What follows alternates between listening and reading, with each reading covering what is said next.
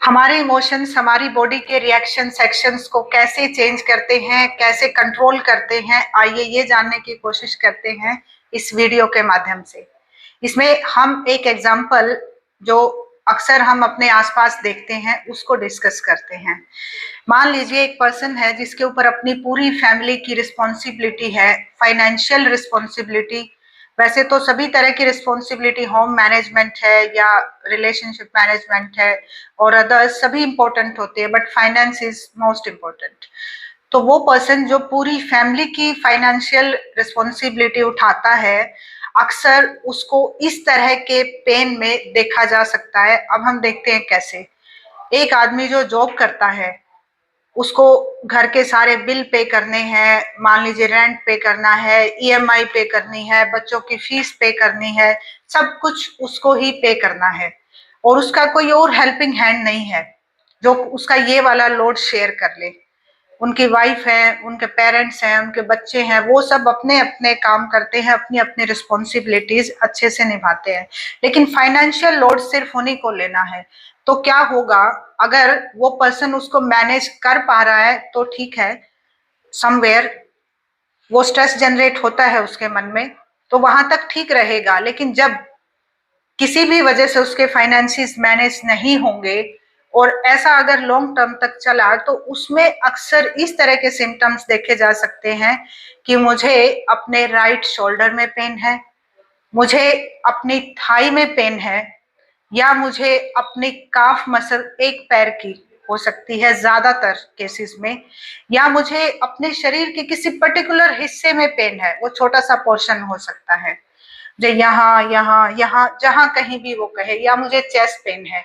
अब ये पेन तो हमें वैसे भी हो जाते हैं। आप ये सोच रहे होंगे कि इस तरह के पेन तो अक्सर देखे जा सकते हैं और ये फिजियोलॉजिकल पेन होते हैं, लेकिन ये इमोशनल पेन हो सकता है जब जब आपके डॉक्टर सभी टेस्ट कर लें, ब्लड टेस्ट कर लें, एक्सरेज कर लें, जब सभी तरह के स्कैन्स कर लें और उसमें वो कोई भी फिजियोलॉजिकल बेस ना ढूंढ पाए, तो वो आपसे कहेंगे कि रिपोर्ट सभी नॉर्मल है, आप ठीक हैं, आप घबराइए मत, आप ये दवाई लीजिए, आप ठीक हो जाएंगे।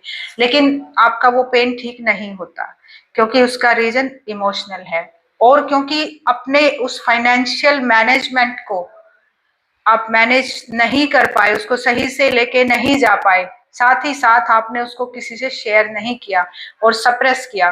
तो जो हम लास्ट वीडियो में आपको बता रहे थे कि कोर्टिसोल बढ़ा और फिर फिजियोलॉजिकल सिम्टम्स बॉडी में जनरेट हुए, किसी भी हिस्से में हो सकते हैं। ज्यादातर एंजाइटी के सिम्टम्स हमारी चेस्ट में होते हैं, स्ट्रेस के सिम्टम्स हमारे स्टमक में होते हैं। इसी तरह से अलग अलग शरीर के हिस्सों में हमारे अलग अलग तरह की मानसिक प्रतिक्रियाओं के रिएक्शंस देखे जा सकते हैं।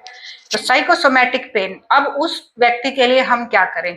अब हम उससे बैठकर पूछ सकते हैं कि जिस पेन का कोई फिजियोलॉजिकल बेस नहीं है और सभी डॉक्टर्स उसको मना कर चुके हैं, तो आपको ये आइडेंटिफाई करना होगा, एक सेल्फ इवेल्युएशन करें या खुद से एक बार समझने की कोशिश करें कि ऐसी क्या चीज है जो आपके साइकी को, आपके मन को बार बार ट्रिगर कर रही है, जो आपके स्ट्रेस को बढ़ा रही है। तो वो लोड शेयर करने के लिए हम उनसे कहेंगे। तो यहाँ हो सकता है हम उनका फाइनेंशियल लोड शेयर ना कर पाए, बट अगर हम उनका इमोशनल और मेंटल लोड शेयर करा पाए या उनका ले पाए या किसी भी तरह से उसमें हेल्प कर पाए, तो उनका फिजियोलॉजिकल जो पेन है वो धीरे धीरे धीरे धीरे कम होना शुरू हो जाएगा। इस प्रोसेस को कैथारसिस बोलते हैं। ये वैसे तो क्लिनिकल सेटिंग में होने वाली प्रोसेस है, बट हमारे आसपास के लोग, हमारे दोस्त या वो लोग जो हमें समझ सकते हैं, और खासकर वो जो साइकोलॉजी और इमोशंस को समझते हैं, उन लोगों के साथ भी हम इन्हें शेयर कर सकते हैं।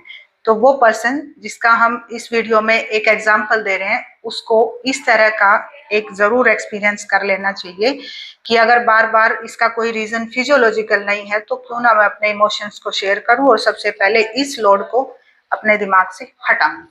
ये एक सबसे सिंपल प्रोसेस है।